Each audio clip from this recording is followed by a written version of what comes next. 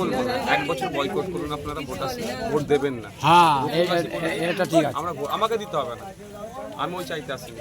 এখানে আপনারা বিপদে পড়েছেন, শালি মারার জন্য আমি বলছি না।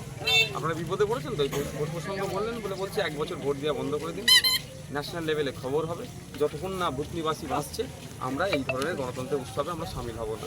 দেখবেন সবাই বাপ করে রেডে করে উঠবে। আর শহর থেকে গ্রাম এটা ওই জন্য বেশি এই আওয়াজ আপনাদের চিৎকার শুনতে পাচ্ছে না।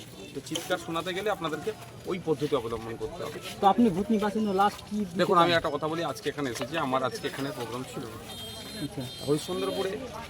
রাজস্থানে একটা কাজে গিয়েছিল, একটা ছেলেকে পিটিয়ে মেরেছিলেন, তার বাড়ি যাওয়া, এবং মালদাতে আমার একটা প্রোগ্রাম আছে।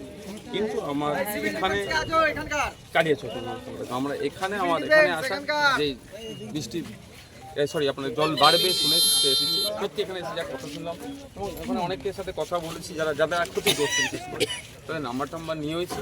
আমরা আমাদের থেকে যতটা পারবো চেষ্টা করব। আমি রাজ্যের মানুষকে বলবো এতটুকুই যে ভূতনির প্রায় আপনার কথা অনুযায়ী প্রায় 3 লক্ষর কাছাকাছি মানুষজন আছে এখানে।